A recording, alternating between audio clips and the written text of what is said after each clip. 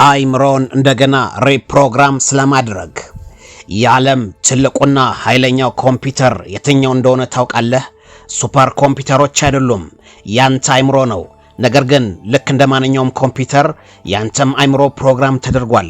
አሁን ያለህ የገንዘብ አቋም፣ የጤና ሁኔታና የደስታ መጠን የዚህ ፕሮግራም ውጤት ነው።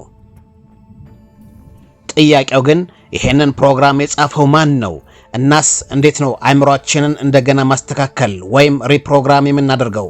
ዛሬ በዚህ ቪዲዮ አይምሮአችንን እንዴት ፕሮግራም እንደተደረገና ህይወታችንን ለመቀየር እንዴት አዲስ ፕሮግራም መጫን እንደምንችል በዝርዝር እናያለን። ሰብስክራይብ ካላደረክ አሁኑኑ አድርግና ወደ ሚስጥሩ እንግባ።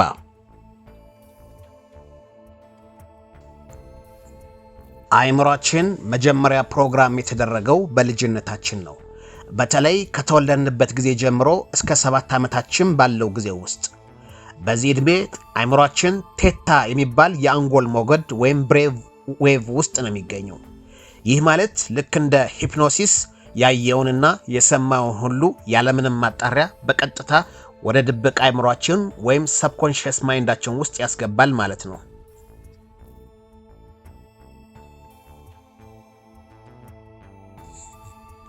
ወላጆችህ ገንዘብ ማግኘት ከባድ ነው ሲሉ ከሰማህ ወይም አስተማሪዎችህ አንተ ደደብ ነህ ካሉ አይምሮህ ይህንን እንደ እውነት ተቀብሎ ፕሮግራም አድርጎታል።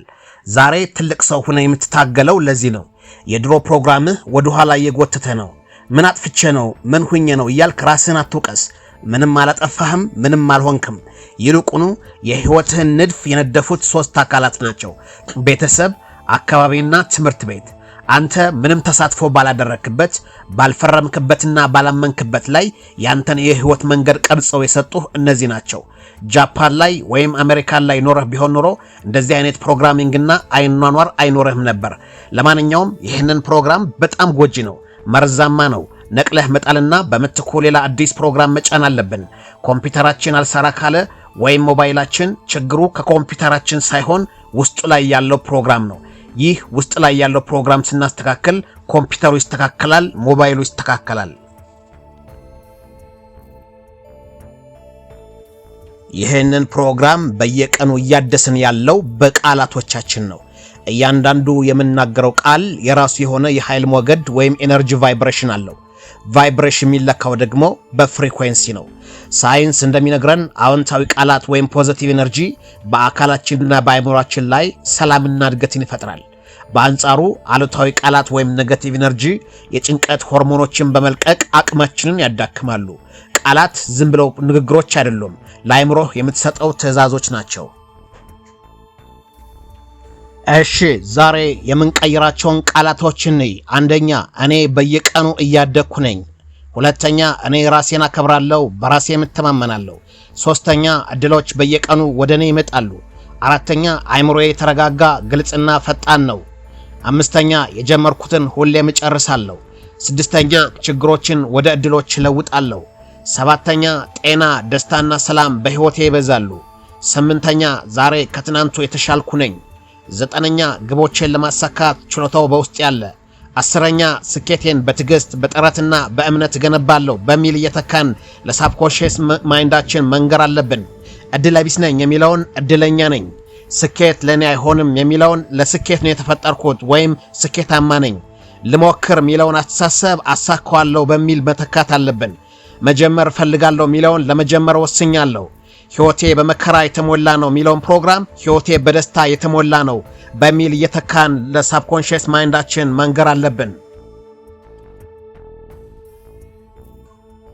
አሁን ደግሞ ወደ ዋናው መፍትሄ ላይ ደርሰናል። አሮጌውን ፕሮግራም አጥፍተን አዲሱን ለመጫን እነዚህን 3 ሳይንሳዊ መንገድ ተጠቀም። አንደኛ፣ መደጋገም ወይም ሬፒቲሽን። ድብቁ አይምሮአችን ወይም ሳብኮንሺየስ ማይንድ የሚማረው በመደጋገም ነው። በየቀኑ ጧት ስትነሳና ማታ ከመተኛት በፊት የምትፈልገውን ማንነት በቃላት ደጋግመህ ንገረው። ይሄ አፈርሜሽን ይባላል። ሁለተኛው ምስላዊ እይታ ወይም ቪዥዋላይዜሽን ነው። ስኬታማ ስትሆን፣ ግብ ላይ ስትደርስ ለአይምሮህ በምስል አሳየው። አይምሮአችን በእውነተኛ ልምምድና በምናብ ወይም ኢማጂኔሽን መካከል ያለውን ልዩነት መለየት አይችልም። ሶስተኛ፣ የአካባቢ ለውጥ ወይም ኤንቫይሮንመንት። አሉታዊ ዜናዎችን፣ አንተን ዝቅ የሚያደርጉ ሰዎችንና ክፉ ወሬዎችን መስማት አቁም። አይምሮህ የሚመገበውን ነገር በጥንቃቄ ምረጥ። ወዳጄ ሆይ የህይወትህ ሶፍትዌር ያለው ያንተ እጅ ላይ ነው። ትናንት ከሌሎች የተጫነብህን አሉታዊ ፕሮግራሞች ሰርዘ ዛሬ በአዲስና በአዎንታዊ አስተሳሰብ አእምሮህን ማደስ ትችላለህ። አእምሮህን ቀይር፣ ህይወትህ ይቀየራል። ይህ ቪዲዮ አእምሮአችሁን ለማንቃት ከረዳችሁ ላይክ ማድረጋችሁ እንዳትረሱ። በሚቀጥለው ቪዲዮ እስከምንገናኝ ድረስ ሰላም ቆዩ።